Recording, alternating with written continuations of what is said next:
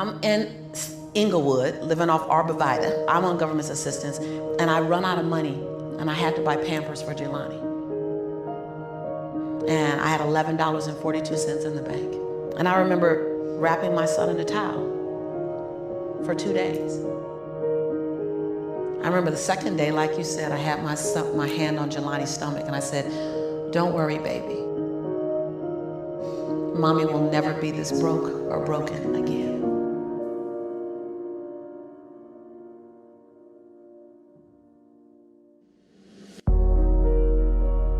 I was willing to find people who had what I didn't have, who were living lives that I wasn't living, who believed things that I didn't know about, and I was willing to become their student. I got up every day and I ate a slice of humble pie. Your conviction, what you're passionate about, your conviction and your convenience don't live on the same block. So if you want to have a conviction for something, you have to sign up to be inconvenienced. The one thing we have to constantly remind ourselves is to create micro wins to get to our macro wins. That we go after the macro win, but we only look at the macro win. I want you to look at the micro wins and get 5 micro wins under your belt so you can create your macro win. We want to be liked. Well, I woke up and I like myself today, so your like is extra. My job is to like me first. I was willing to say every day, "Lisa, you like you? Lisa, are you proud of you? Lisa, are you playing full out?" Every day before I checked in with anybody else. The prescription for radical success is action. The difference between you and the person living their dreams that you're watching is simply the amount of action. It's not the hookup, it's not the family they were born into, it's not the gender, it's not the culture. Those are all great stories that we give. But it really is the things they did and how much they were willing to do.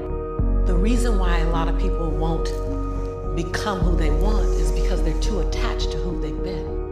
See, another reason why people won't get there is because the doorway is for you to fit through. You're trying to carry everybody else through because you're trying to be Rescue 911. And you got to rescue you first.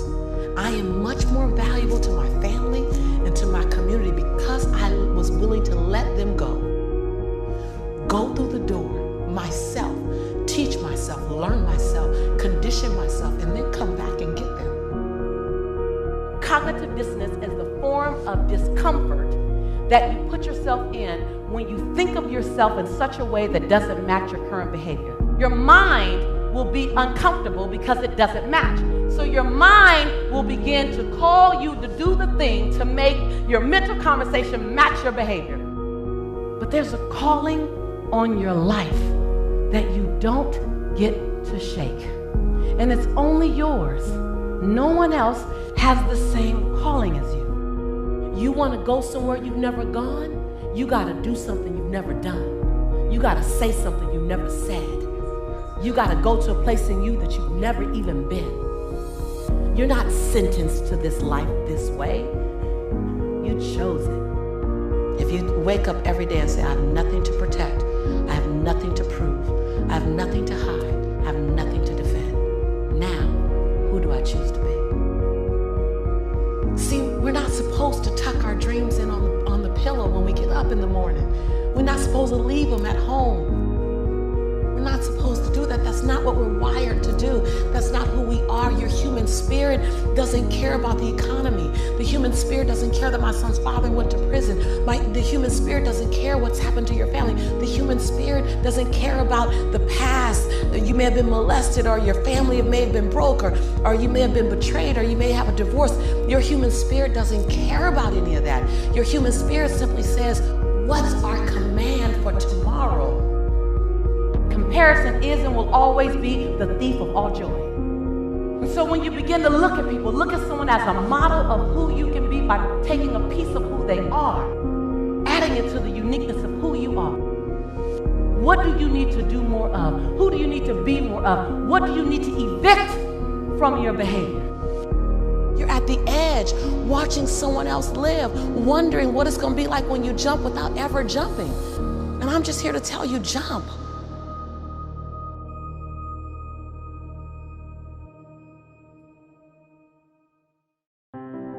Fear is an emotion like any other emotion. Fear is an emotion like love, like compassion. Fear is an emotion, we just gave it more power.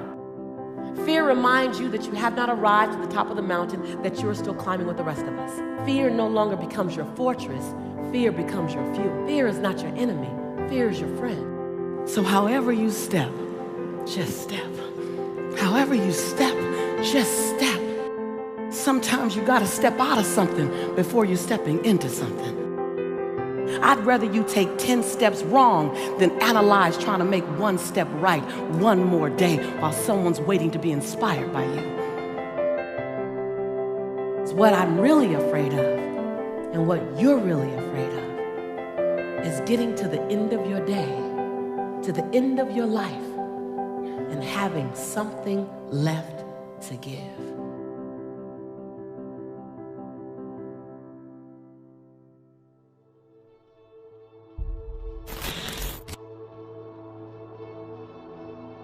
Bear it. God, there's reasons to be resentful about your existence. Everyone you know is going to die. And there's going to be a fair bit of pain along the way. And lots of it's going to be unfair. It's like, no wonder you're resentful. Act it out and see what happens. You make everything you're complaining about infinitely worse. So you think, well, what do you do about that? Well, you accept it. That's what life is like. It's suffering. Put yourself together.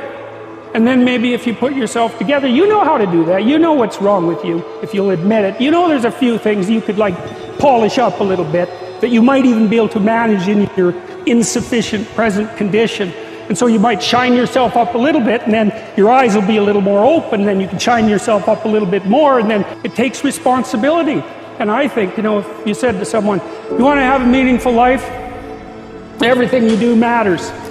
That's the definition of a meaningful life. But everything you do matters. So you're going to have to carry that with you. Or do you want to just forget about the whole meaning thing, and then you don't have any responsibility because who the hell cares? And you can wander through life doing whatever you want, gratifying impulsive desires for how useful that's going to be.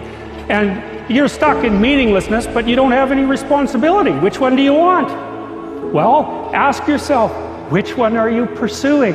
And you'll find very rapidly that it isn't the majority of your soul that's pursuing the whole meaning thing, because, well, look what you have to do that. You have to take on the fact that life is suffering. You have to put yourself together in the face of that. If you can keep your head when all about you are losing theirs and blaming it on you, if you can trust yourself when all men doubt you, but make allowances for their doubting too. If you can wait and not be tired by waiting, or being lied about, don't deal in lies, or being hated, don't give way to hating, and yet don't look too good nor look too wise.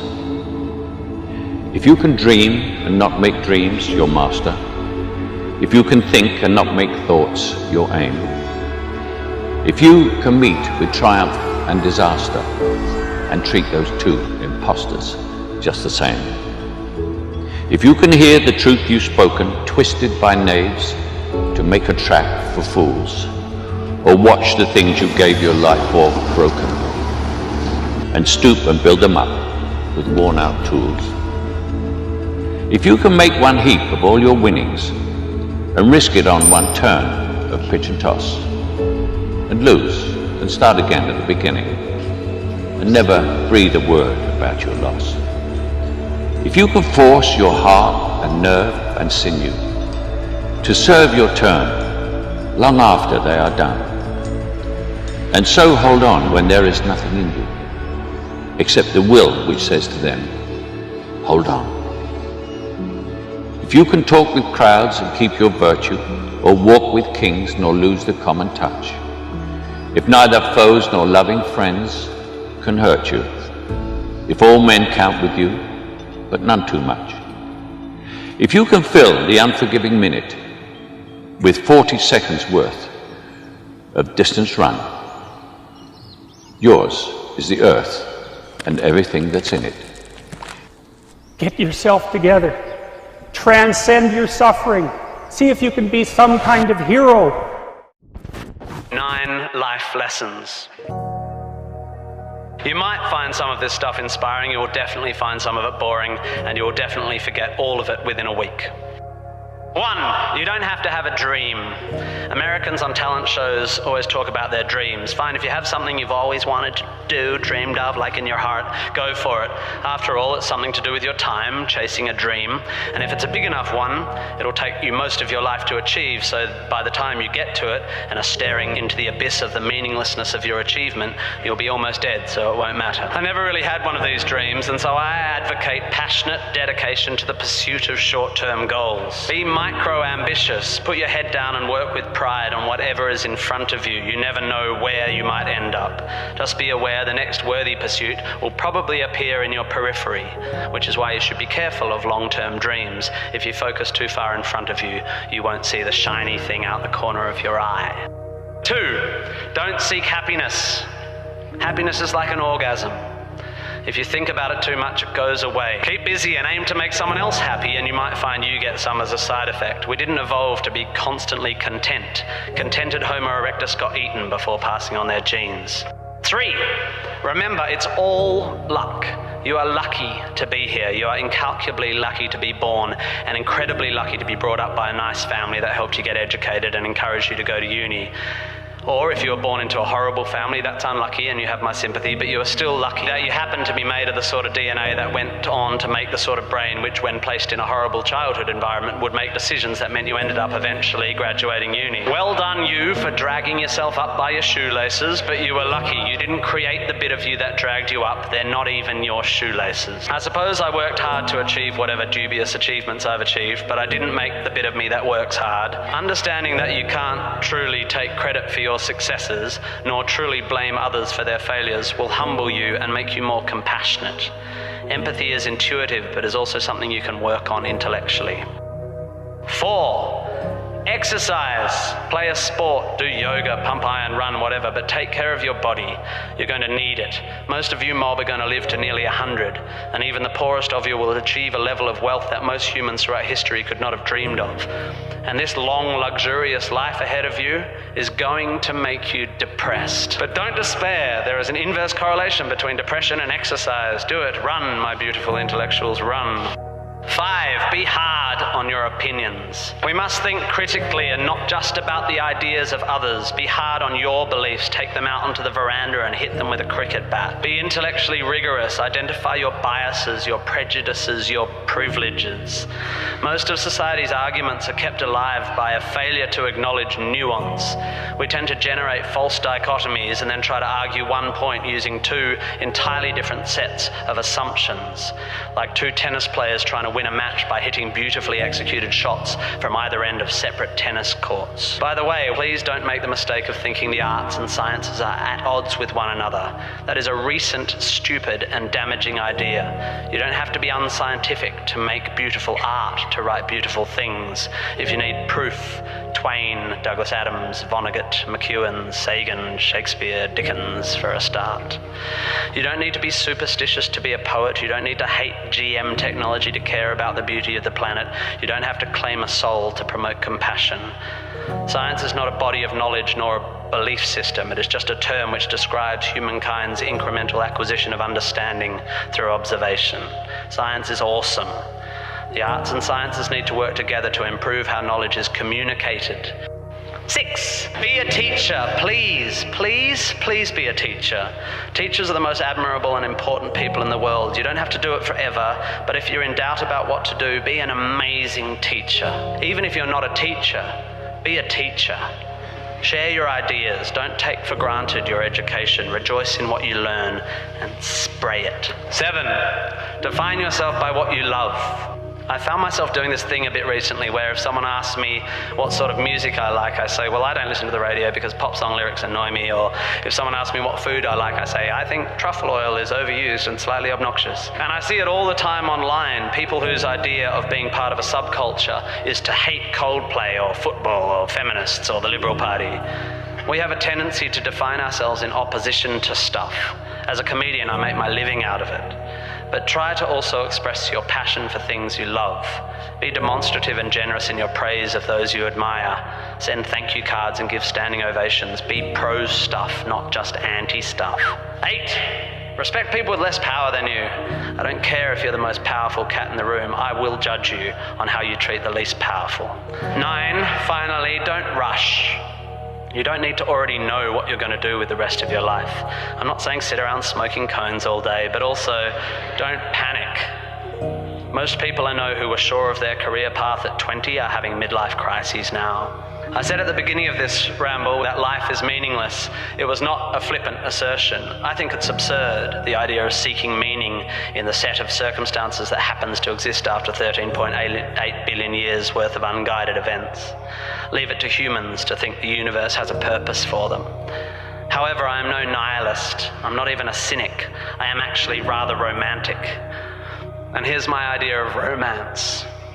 You will soon be dead. Life will sometimes seem long and tough, and God, it's tiring. And you will sometimes be happy and sometimes sad, and then you'll be old, and then you'll be dead. There is only one sensible thing to do with this empty existence, and that is fill it. Fill it. And in my opinion, until I change it, life is best filled by learning as much as you can about as much as you can, taking pride in whatever you're doing, having compassion, sharing ideas, running, being enthusiastic. And then there's love and travel and wine and sex and art and kids and giving and mountain climbing, but you know all that stuff already. It's an incredibly exciting thing, this one meaningless life of yours.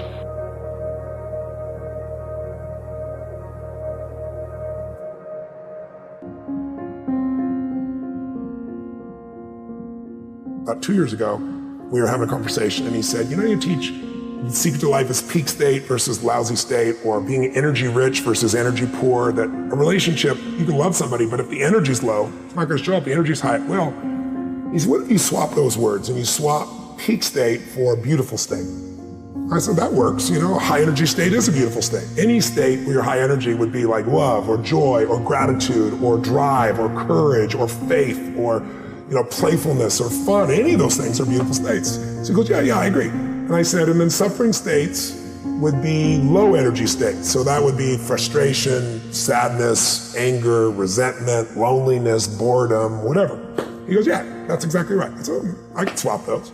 He goes, if you swap them, there's something cool that you might see or do. I said, what's that, Christian? And he said, well, he said, I've made a decision that I'm gonna live my life where I'm gonna live in a beautiful state every day, no matter what, even if it rains on my parade, even if people do things that are unjust. And he said, the reason is because in a beautiful state, just like you teach a peak state, everything flows. And I said, well, that's pretty much what I've been teaching. He goes, yes, but if you think of the lousy states as suffering states, he said, then you can end suffering just by ending the state. But I realized I didn't relate to suffering. Like if you had told me 2 years ago, Tony, do you suffer? I'd say, are you kidding me? I got the greatest life. I have the most incredible wife and 4 kids, and I got 31 companies, and I'm financially free, and I have a mission I love, and I'm in good health. And that would all be honest. I wouldn't have been dishonest about it. But what really helped me out of that conversation, I left there and I went, well, where do I suffer? And I realized frustration is suffering. I get frustrated. You know, I get concerned. I get pissed off. I get, you know, worried sometimes. I get these feelings. And so what I decided to do was, you know, just really create a 90-second rule for myself where I would end suffering as it arises. Because anybody tells you you're going to end suffering is full of crap. The reason is your brain is a 2 million-year-old brain, and it's not designed to make you happy. It's designed to make you survive. But there's no saber-toothed tiger for you to react to anymore. So now we worry about what are people thinking of us? Do I have enough money? Over the last 2 years, what I've done is play this little 90-second rule. And if I feel tension in me, I go, okay, that's suffering. Where's it coming from? What am I stressed about? What am I concerned about? And what I immediately do is I realize the stressful thoughts. Since I've seen Christian G, I kind of traded one thing. What I really do now is I dig in and I notice that the only time you have stress or suffer is when you believe a stressful thought. Because what are the chances of everybody doing exactly what you think they should do the right way every day? 0. What are the chances of the people you love doing what you want them to do the way you want to do them every day? 0. What are the chances of you doing the right thing every day, even if you're talented and disciplined? 0. So your happiness will never last as long as it's got expectation behind it. What I did was I began to realize I made the decision, it's the most important decision I believe of your life, that I'm not going to suffer anymore. Life's too short to suffer, and I'm going to live in a beautiful state every day. And the way I do it is, I catch myself when I start to get that sense of stress, I let it go, and I see the idea go by. So your thoughts about this person messing up your business or not following through. If I was in a room with 10,000 people, I guarantee you 60, 70% of the business owners have the same thoughts at times, right? I ask people all the time, tell me your most stressful thought. Oh, I'm worried about my children, this may happen. How many people have had that thought? Everybody. I might not make it financially, blah, blah, blah. How many have had that? Everybody. My point is, it's not your thought. It's the mind, not your mind. When you think it's your mind, you identify with it, and you can't separate from yourself. Right. But when you realize, these thoughts have been around for millions of years, and I'm just thinking the same thought that so many people have thought before. Like, how many people have ever thought, I'm gonna kill this son of a bitch? Now, you didn't do it because you didn't believe you're really gonna kill them, but you felt it, you said it, you were there, right? So we all have thoughts. It's only the stressful thoughts we believe that mess us up. So what I try to show people is, if you can start to realize these thoughts have been around for millions of years. If I told you 1,000,000 years, 1,000, 100 years ago that we're gonna go to the moon and back, you called me a lunatic or crazy. If I said 100 years ago, you're gonna have a little box like this, it'll fit in your pocket, and you can click on it and you can see what the weather is any place. You can click on it and see a live person on the other side of the earth and talk to them by looking at this box. And the way it works is invisible waves are traveling around the earth, and it pulls invisible waves in the box. You go like, read between the lines. There's no way, you dumb idiot, it's never gonna happen. So what I want you to realize is thoughts are invisible waves. When you turn on TV, it takes invisible waves, and depending on the channel, you're gonna see a love story or an adventure or a drama or a comedy or a horror. The way you use your body determines which of those thought waves come through you. One moment you're pissed off, the next moment somebody makes you laugh, you change your body, you change the channel, you change what comes through you. So what I've tried to do in this area beautiful state is simple. First, identify where you're suffering. What's your favorite flavor? Are you a worrier? Are you a pissed off person? Stressed, angry. What is it you do? Yeah. Second of all, decide you're gonna kill that monster while it's little. You're not gonna wait till it's Godzilla taking the city. You're gonna break the pattern. You start to feel the stress. You see it as thoughts going by, and then you focus on something to appreciate, enjoy, or love. Appreciation, love, and joy destroy suffering. You can't be grateful and angry simultaneously. It's possible. You can't be worried, fearful, and grateful simultaneously. So I tell people gratitude is one of the emotions to cultivate that'll destroy the suffering.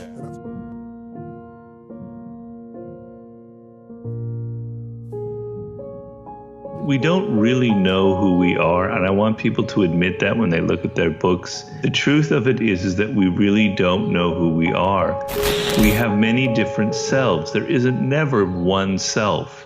This is a concept that's very deeply ingrained in Buddhism that's greatly influenced me. Our self is constantly in fluctuation. We're not the same person we were as a child. In the course of a day, we have different moods. We have one self when we're with a lover. We have another self when we're with a boss, as I alluded to earlier. So to think that there's one consistent, stable self is an illusion, and neuroscientists have pointed this out. The brain tries to create for us this sense that we have a stable, consistent world so that we don't constantly freaking out about the actual chaos of life. So we even simplify ourselves into this idea that we have this one consistent, authentic self. Your authentic self is actually coming to terms with this chaos and accepting it and not trying to imagine that you're some consistent, great, do-gooder, moralizing person. And the other thing is you have a dark side. You have dark desires. You have aggressive impulses. You have anger. You have things that I call it the shadow. That's not me, it's a concept from psychology. You have a shadow side to yourself. Well, that's also part of being authentic, and you've tended to repress it. So embracing the many different sides of who you are, including embracing the fact that you're not nearly as good or moral as you think you are, actually would add up to being more authentic. To ground yourself in reality, you would first have to ground yourself in yourself. You have to know who you are.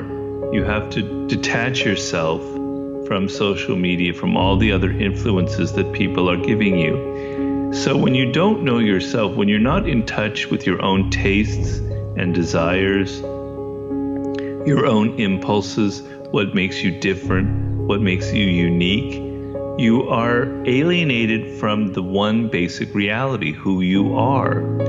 And it creates, I think, a lot of anxiety and a lot of depression, because we all have a deep need to sort of express our personal opinions, our personal tastes, to find some outlet in some career, to give expression to what makes us different from others.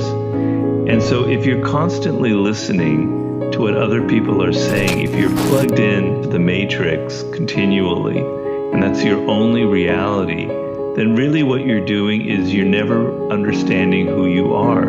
What you see when you look in the mirror is a reflection of all the other opinions that other people have.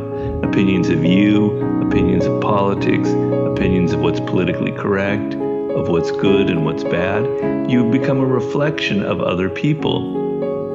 And being alienated from yourself is a deeply, deeply depressing experience. It can lead to taking drugs, to stimulants, to all kinds of addictions.